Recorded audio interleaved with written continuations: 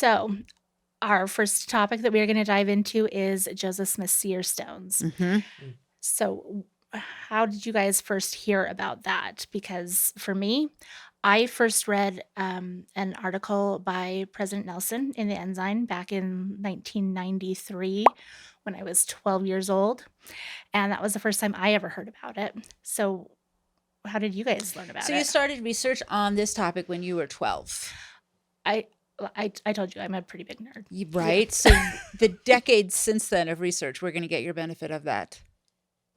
That makes me sound so old. I know. I'm sorry. Zach, when did you hear about the seer stones? Oddly enough, I also learned about it when I was about 12, but I learned about it from the Gospel Topics essays.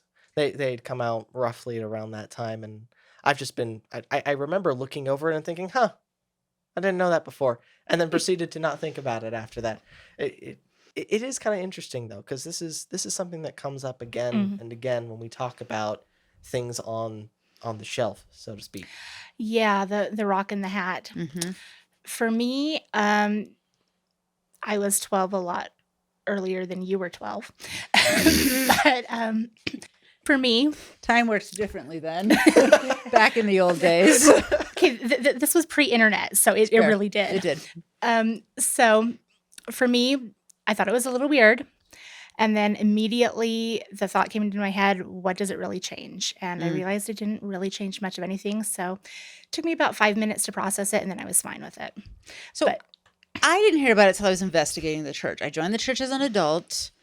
So my brain was a little more developed than you two 12-year-olds when I heard of the stone. And it kind of freaked me out a little bit, to be honest. Well, it's weird. I get it. It's super weird. If you're going to join this church, there are some weird things to find out and to learn about. And they sound outrageous sometimes at first. The stone in the hat sounds kind of outrageous until you can understand some of the historical things and why that's happening. And it is really great that we're going to be diving into all of that. The only way I knew how to make sense of it as an investigator was to say, well, there's a lot of really weird stuff in the Bible. There's talking donkeys. There's probably dinosaurs. There's an entire sea that splits apart. And is that really any weirder than a seer stone? Not really. That is a good point. And we are going to be talking about all of that stuff in the future. Please join us as we dive into different mysteries and controversies in Latter-day Saint history.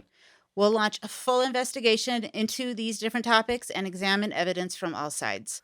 Our first topic, Joseph Smith's seer stones. Was his use of seer stones priestcraft or priesthood? Was it spiritual corruption or a spiritual gift? Find out this February on our new podcast venture, Me, My Shelf, and I.